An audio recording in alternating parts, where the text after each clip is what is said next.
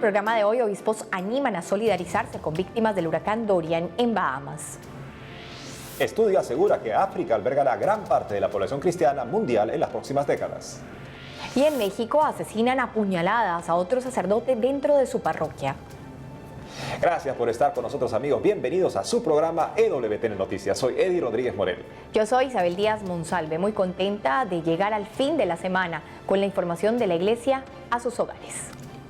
Iniciamos esta edición de noticias con el huracán Dorian, que golpeó duramente las Bahamas esta semana. Frente a este panorama, los obispos católicos de Estados Unidos hicieron un llamado a solidarizarse con las víctimas. Veamos. El cardenal Daniel DiNardo, arzobispo de Galveston, Houston y presidente de la Conferencia de Obispos Católicos de los Estados Unidos, expresó su preocupación por las víctimas del huracán Dorian, que afectó gravemente Bahamas. En ese sentido, el purpurado pidió orar por los afectados y mostrar signos de solidaridad frente a la emergencia. Por ello, animó a todas las personas de buena voluntad a hacer sus donaciones a través de Catholic Relief Services y Catholic Charities USA. Como se recuerda, a inicios del mes de septiembre el huracán Dorian golpeó el archipiélago de las Bahamas, donde ha dejado devastación, numerosas muertes y más de 60,000 damnificados. Por otro lado, según aseguraron las Naciones Unidas, unas 70,000 personas que están en Bahamas necesitan ayuda inmediata, entre refugio, agua potable, alimentos y medicinas. Por su parte, el Papa Francisco también mostró su cercanía con las víctimas de la catástrofe y por medio de su cuenta de Twitter invitó a todos a orar por los hermanos y hermanas que han perdido la vida o están sufriendo a causa del huracán.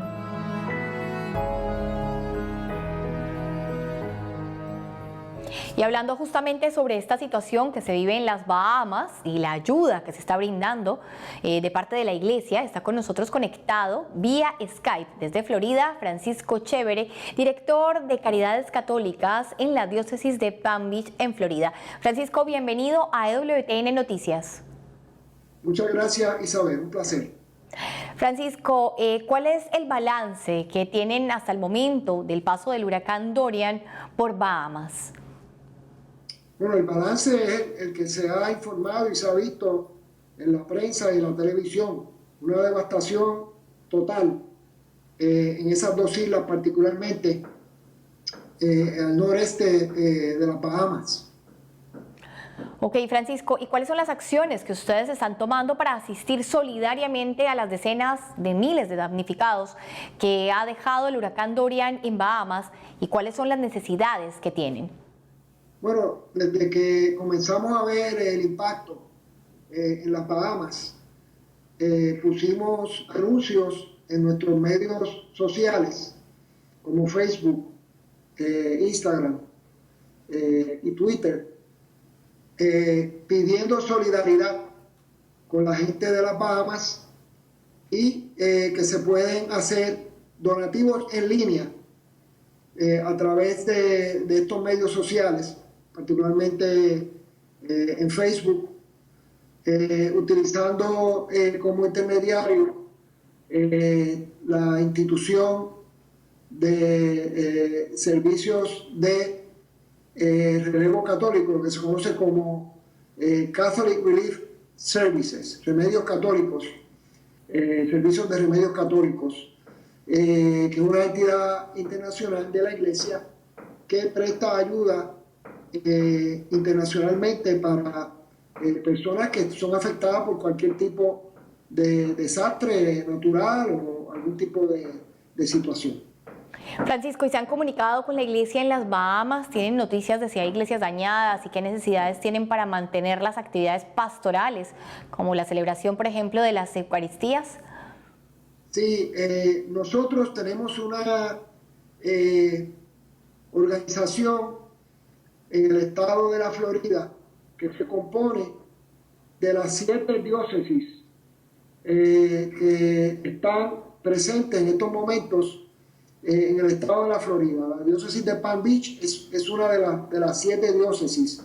Esta organización o esta junta que forma una corporación, pues hemos estado en contacto, en comunicación a través del arzobispo de Miami, que tiene tradicionalmente unas conexiones y comunicación con el arzobispo Pinder, el arzobispo de las Bahamas.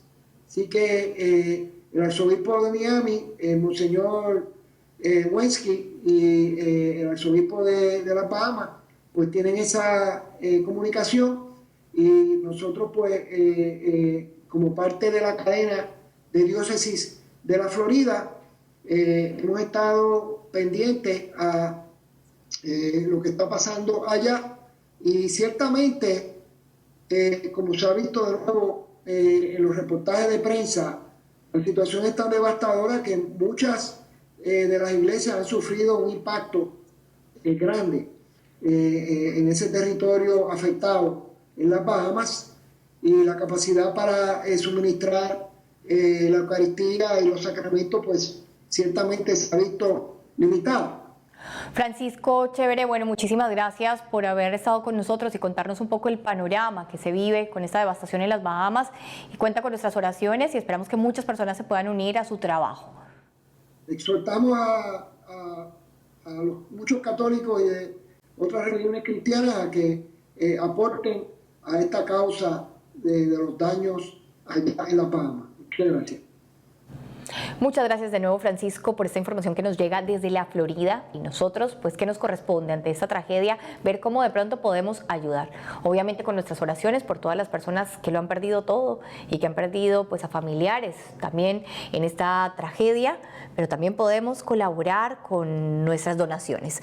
Las instituciones católicas pues están desplegando ya todo lo necesario para llegar a las zonas afectadas, y se encuentran ahí las caridades católicas, se encuentra Catholic Relief Services, y nosotros, aprovechando la tecnología, ¿por qué no entramos a un clic de distancia para donar y ayudar concretamente a las personas que tanto lo están necesitando? Es un puente que salva vidas, y nosotros podemos atravesar ese puente con nuestra ayuda rápidamente. Organizaciones que tienen una trayectoria probada de poder ayudar de una manera decisiva y muy eficiente con cualquier ayuda que reciben. Es muy fácil encontrarlos en Google, Catholic Charities USA. Encontramos ante todo una opción para poder ayudar a esta emergencia, y también Catholic Relief Services lo mismo. Amigos, no perdamos el tiempo cuando esta ayuda por brindar agua limpia, brindar medicamentos básicos puede hacer la diferencia de la vida y la muerte para personas que han perdido todo.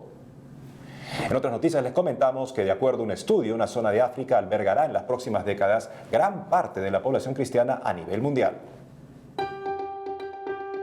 Por estos días, el Papa Francisco se encuentra de viaje apostólico en algunos países de África subsahariana, zona del continente que, según un estudio realizado por el Centro de Investigación Pew Research en 2017, en las próximas décadas albergará una parte cada vez mayor de la población cristiana mundial. Este informe asegura que el futuro del cristianismo está en África, porque para el 2060, una pluralidad de ellos, es decir, más de 4 de cada 10, llamará hogar a esta región. Asimismo, el estudio prevé que disminuya la proporción de cristianos que viven en muchas otras regiones, especialmente en Europa. Según el Centro de Investigación, este fenómeno se explica por una combinación de factores demográficos que incluyen la fertilidad, edad y migración, así como el cambio de la religión hacia el cristianismo o fuera del mismo. Otro de los puntos que explica la investigación de Pew Research es que en África subsahariana, los cristianos en promedio son relativamente jóvenes y tienen más hijos que sus hermanos en otros lugares, lo que contribuye al rápido crecimiento demográfico proyectado para las próximas décadas, algo que no sucede en los países europeos, donde los cristianos son mucho mayores, tienen menos hijos y muchos abandonan la fe.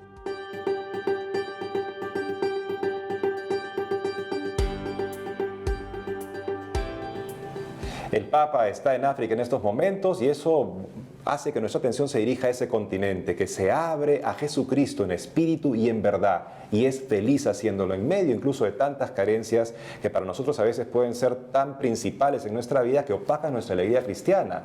Aprendamos la auténtica alegría de nuestros hermanos y avancemos también entregándonos a Dios en espíritu y en verdad, porque como nos enseña el Señor Jesús, esos son los adoradores que el Padre busca. Y ahora nos enlazamos con nuestro corresponsal en México, Diego López Colín, quien nos tiene noticias sobre la iglesia en este país. Adelante, Diego. Hola Isabel, hola Eddie, los saludo desde la Ciudad de México. para contarles que a unos días de que inició el trabajo legislativo, el cardenal Carlos Aguiar Retes, arzobispo primado de México, pidió hacer mucha oración por este motivo y también para que en común se pueda alcanzar justicia para todos, sobre todo para los más necesitados. De la misma forma, en marco del comienzo del periodo legislativo, organismos pro vida de la sociedad civil se manifestaron tanto en la sede de la Cámara de Diputados como en la de Senadores por un parlamento abierto y encaminado a propuestas integrales en defensa de las mujeres embarazadas y los bebés en el vientre materno. A pesar de que no hay iniciativas a nivel nacional para despenalizar el aborto, los manifestantes quisieron expresarse por leyes que respeten el derecho a la vida y a la familia.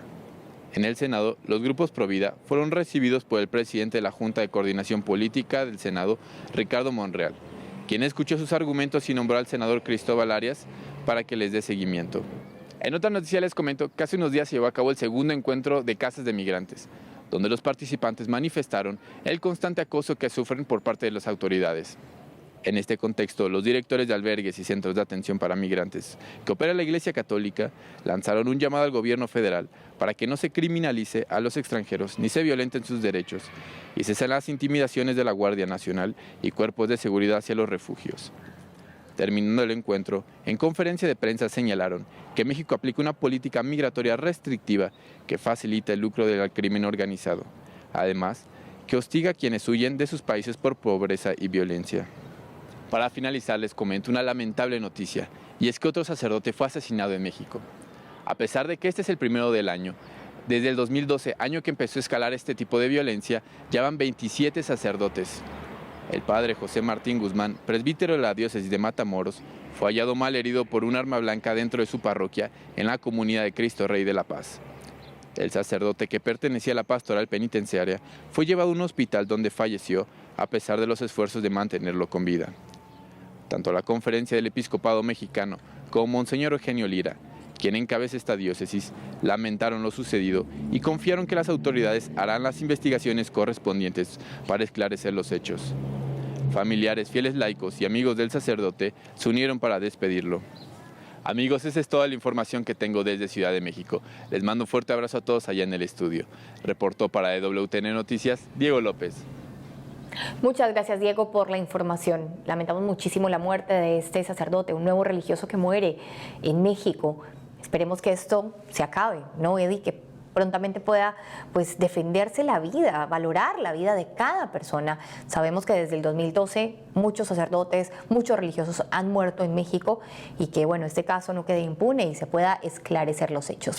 Lamentablemente sabemos que a nivel mundial México ha sido indicado como el país con mayor mortalidad de sacerdotes en el mundo y uno se pregunta cómo puede ser, o sea, más que la zona que fue asolada por el ISIS hace unos años, México, lo ganaba, pero ¿en qué lo ganaba? Por este malestar social, el crimen, la incapacidad del Estado también de garantizar la seguridad de las personas, a la vez que vemos que parece tener más prioridad para muchos del gobierno y del Congreso otro tipo de agendas que atacan más a la vida todavía, olvidando que el mayor destructor de la paz en el mundo es justamente atacar a la vida antes de nacer, porque si atacamos al indefenso, al más indefenso, ¿qué mensaje estamos dando? Sino que cualquier indefenso puede ser víctima de una... Y vemos también, Eddie, cómo la situación migrante, que también complica toda esta realidad social en México, y cómo también estas casas que acogen a los migrantes pues denuncian ese acoso también por parte del gobierno. Sabemos que se tienen que tener políticas para los migrantes, pero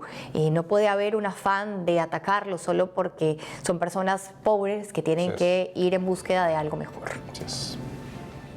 Amigos, vamos rápidamente a unos anuncios, pero en el siguiente bloque conoceremos el proyecto Ángel, una alternativa al aborto en España. Y la Asociación Deportiva Atlética Vaticana promoverá la Media Maratón de Roma. Ya retornamos con más noticias de la Iglesia en el mundo.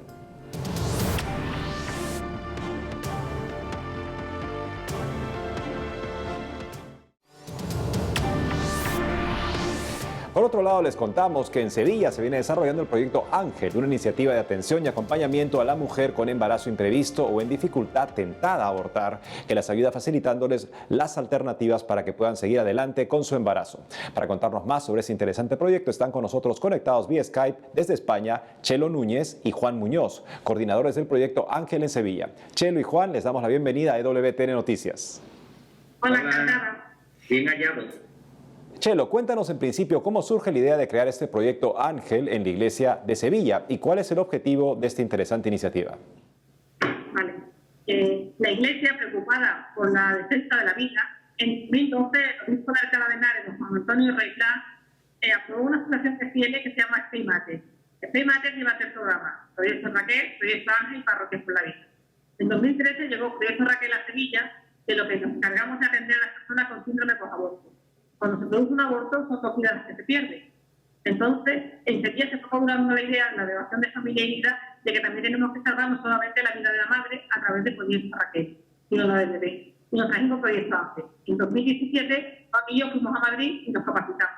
Y en noviembre de 2018, 40 personas más se capacitaron en Sevilla para acompañar a las mujeres con embarazos inesperados o enfermos. Juan, ¿nos podrías comentar cómo es el plan de acompañamiento que realizan a las mujeres por medio de este programa? Sí, el plan de acompañamiento se inicia una vez recibimos la llamada de teléfono, un teléfono que está a las 24 horas del día, y a partir de ahí el rescatador inicia este rescate de manera lo más rápidamente posible. Una vez tiene esta cita, el propio rescatador le va a facilitar una persona que le llamamos Ángel, que es la persona que va a estar acompañándola durante los 9 meses. Aparte de este acompañamiento personal, si la futura mamá necesita algún otro tipo de ayuda, también le podemos prestar servicios médicos, servicios de psicólogos y demás, para cubrir sus necesidades y afrontar esta nueva realidad. Juan, finalmente cualquiera puede ser voluntario para participar en este proyecto Ángel. ¿Cómo podrían hacer las personas para formar parte de esta iniciativa? Bueno, cualquier persona que tenga vocación y esté llamado a esta misión por Dios. Es una persona que personalmente pues debe de fomentar la oración, lo que es cultivar la oración ante Jesús sacramentado, en el sagrario, y que esté dentro del magisterio de la Iglesia y sea una persona de testimonio. Para formar parte del equipo necesita realizar la formación y la capacitación a través de Esprimate. Una vez realizado esto, sí podría formar parte de Proyecto Ángel. Nosotros lo que hacemos no solamente ayudas asistenciales, sino mostrarle la bendición de Dios, que es tener un hijo y crear en su obediencia a su amor. Juan y Chelo, muchas gracias por haber estado con nosotros en EWTN Noticias. Gracias a vosotros. Gracias a vosotros. En otras informaciones les contamos que la Asociación Deportiva Atlética Vaticana promoverá la Media Maratón de Roma, Vía Pachis. Veamos. Por primera vez, Atlética Vaticana, la primera asociación deportiva formada en la Santa Sede, estará entre los promotores de la Media Maratón de Roma, Vía Pachis, que tendrá lugar el próximo 22 de septiembre. La Media Maratón de Roma tiene una distancia de 21,9 kilómetros y junto a ella se desarrolla la carrera no competitiva Run for Peace de 5 kilómetros. Además de los corredores de Atlética Vaticana, participarán representantes de la Gendarmería Vaticana, la Guardia Suiza y el Dispensario Vaticano de Santa Marta, donde se atienden a familias en necesidad, así como otros departamentos de la Santa Sede, entre ellos la Secretaría de Estado. Con este evento, Atlética Vaticana relanza su presencia a través de la espiritualidad, la solidaridad y la cultura, junto a deportistas de todo el mundo.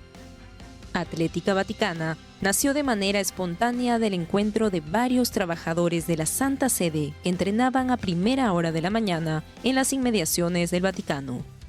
Este equipo de corredores tiene en sus filas a integrantes de 18 nacionalidades. El más joven es un guardia suizo de 19 años y el más anciano tiene 62 años y es profesor de la Biblioteca Apostólica Vaticana.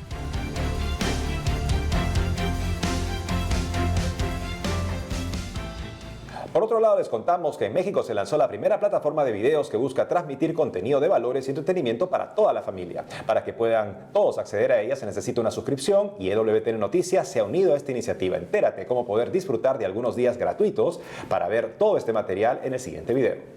Fanflix y EWTN te regalan una suscripción de 30 días gratis. Sí, 30 días gratis de Fanflix para ti y toda tu familia. Comienza a disfrutar de cientos de audios y videos de valores humanos, crecimiento espiritual y entretenimiento sano, seguro y divertido para toda la familia. Solo tienes que entrar a www.fanflix.mx. Crea una cuenta con tu correo electrónico, ingresa el código EWTN, da clic en validar y sigue las instrucciones para concluir tu suscripción. Recuerda, el código es EWTN para obtener 30 días gratis. Fanflix y EWTN te damos la bienvenida. No dejemos pasar esta oportunidad de tener buen contenido de programación en nuestras casas, también cortesía de esta nueva iniciativa y EWTN Noticias. Ahora nuestro director Alejandro Bermúdez nos trae información acerca de un estudio genético que realizó la revista estadounidense Science acerca de la homosexualidad. Escuchemos. Estimados amigos de EWTN Noticias, una de las noticias más importantes de los últimos tiempos y que lamentablemente ha sido ignorada por buena parte de la prensa secular es que la revista Science, que es una revista en inglés reconocida como la revista científica más importante del mundo, informó en el número del mes pasado que después de un estudio genético y conductual de 500.000 de personas en Inglaterra, Europa del Norte, Escandinavia fundamentalmente y los Estados Unidos, la investigación realizada por geneticistas, es decir, no por psicólogos, sociólogos o psiquiatras, ha concluido que no existe el llamado gen gay o gen homosexual. Esto es muy importante. Han concluido que existe una influencia genética en la homosexualidad y que esa influencia en determinadas personas puede ir, en términos genéticos, del 5% al 30%. Pero lo importante es que esa influencia, primero, no es mayoritaria y segunda, no se debe a un gen específico que sea el gen homosexual o el gen gay, sino que es debido a las variables en las que pueden funcionar 5 códigos genéticos distintos entre hombres y mujeres, los 5 en total. En resumen, no se nace homosexual. Existen cosas que pueden producir una cierta inclinación, etc. Pero fundamentalmente la homosexualidad se desarrolla como consecuencia de muchas interacciones culturales y sociales, familiares, emocionales, etc. ¿Por qué esto es importante? Porque en la leyenda urbana, más de un católico se ha encontrado con una persona que defiende al lobby gay diciendo que se nace homosexual. Y muchas personas de buena fe, muchos católicos incluso, que conocen de cerca homosexuales, tienen la información anecdótica de decir, no, yo desde chiquitito ya me inclinaba a hacer tal cosa o tal otra, ¿no? Y de esta manera, anecdóticamente, muchas personas concluyen, no, bueno, se debe nacer homosexual. Este estudio genético, que probablemente no veamos uno nuevo sobre el tema de la homosexualidad de esta dimensión de 500.000 de personas, ¿no?, demuestra exactamente lo contrario. Y en Así Prensa hemos publicado esta noticia, le hemos dado relevancia, y es lógico que una noticia de esta dimensión no sea recogida por la mayoría de los medios seculares que estarían informando si el resultado hubiera sido lo contrario. Es decir, demostrar que existe un gen homosexual, que se nace homosexual. Entonces, lo importante es que tengamos esta información a mano, ¿no?, publicado, como digo, por la revista Science en su edición de finales de julio y comienzos de agosto, y que sepamos utilizar esta información porque, como digo, en base a un estudio de mellizos que se realizó 20 años atrás, se concluyó de manera incorrecta desde el punto de vista científico de que habría, entre comillas, nunca dijeron hay, que habría un código genético específico que determinaría que las personas nacieran homosexuales. No es así. Ahora la ciencia lo ha demostrado. Entonces es importante este conocimiento porque significa que la perspectiva de la Iglesia que señala que esta atracción es una atracción desordenada no ha sido desafiada ni cuestionada por la ciencia como muchos dicen que ha sido. Los dejo en compañía de EWTN Noticias. Muchas gracias.